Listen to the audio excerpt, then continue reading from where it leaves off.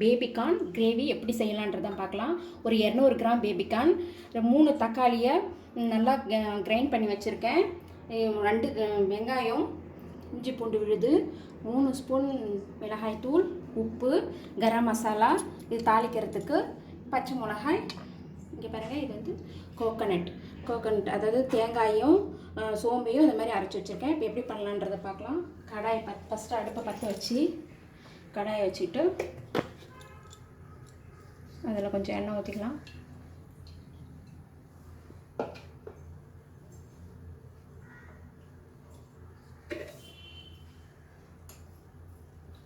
கொஞ்சமாக சோம்பு,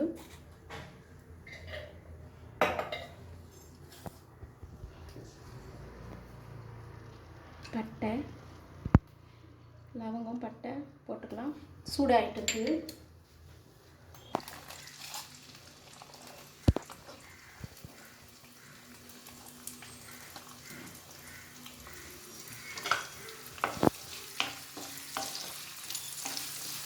ஆனியன் போடும்போது உப்பு கொஞ்சம் சேர்த்துக்கிட்டா ஈஸியாக ஃப்ரை ஆகும்.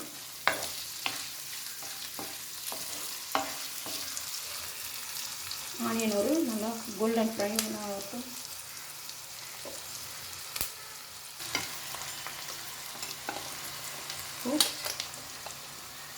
பச்சை மிளகாய் போட்டுக்கலாம்.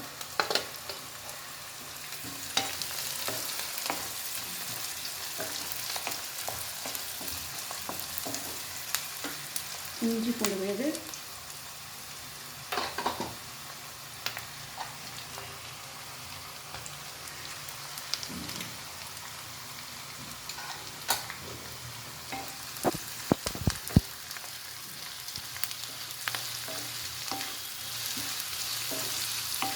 இந்த டிஷ்ஷை சப்பாத்தி, பூரி, வெஜிடபிள் பிரியாணி, இட்லி, தோசை எல்லாத்துக்கும் இந்த கிரேவியை நம்ம யூஸ் பண்ணால் ரொம்ப டேஸ்ட்டாக இருக்கும்.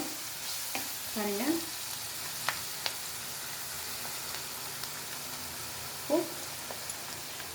டொமேட்டோ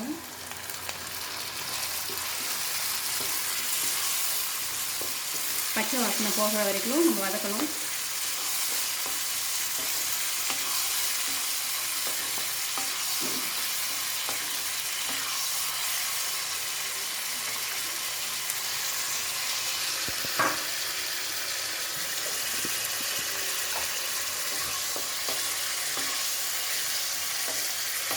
நல்லா வதங்கிட்டுருக்கு.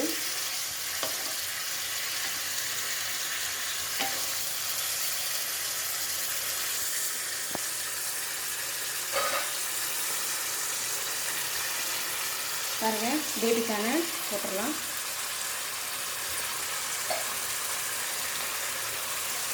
போட்டுட்டு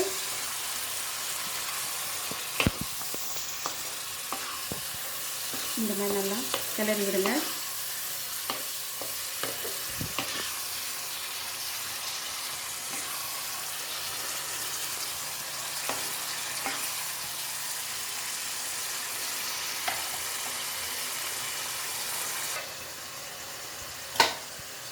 இப்போது கிண்டிடலாம். இப்போ 2 ஸ்பூன் மிளகாத்தூள், கொஞ்சம் உப்பு, ஒரு 1½ ஸ்பூன் போட்டுக்கலாம். கரம் மசாலா தூள், கருவேப்பிலை எல்லாம் போட்டு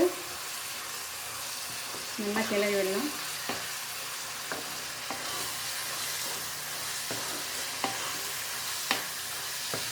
பச்சை வாசனை போகிற மாதிரி கிளறணும்.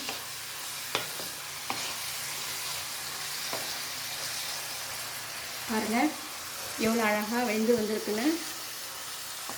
கொஞ்சம் வதங்கி வந்திருக்கு.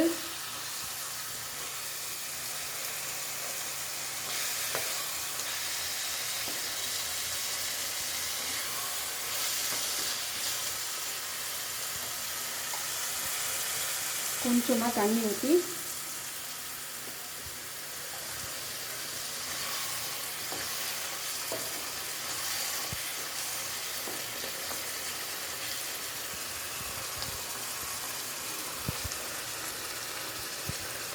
ஒரு 5 மினிட்ஸ் மூடி போடுங்க.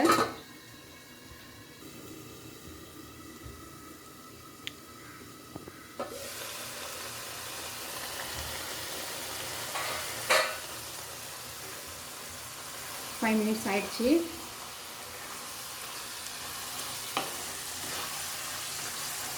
நல்லா வெந்து வந்திருக்குது. இந்த ஸ்டேஜில் நீங்கள் பாருங்கள், அரைச்சி வச்சுருக்கிற தேங்காய், சோம்பு, கசகசா, கொஞ்சம் நல்ல டேஸ்ட் வரணுன்னா ஒரு 3-4 முந்திரி பருப்பு சேர்த்துக்கலாம். இதை ஊற்றுங்க. இந்த அரைச்சி வச்சுருக்க தண்ணி இருக்குது, இதை வேஸ்ட் பண்ண தேவையில்லை. இதில் ஊற்றி கலரிடுங்க.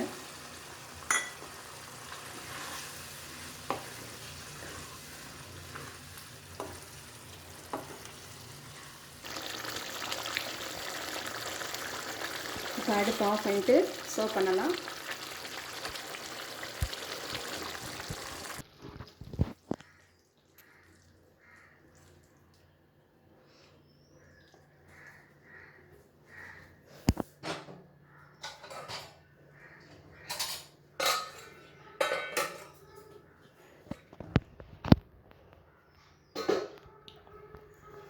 ரொம்ப எம்மியான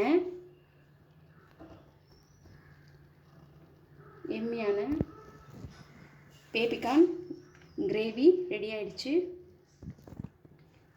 பாருங்கள், இது உங்கள் வீட்டில் ட்ரை பண்ணி எங்களுக்கு கமெண்ட் எப்படி இருக்குன்னு சொல்லுங்கள்.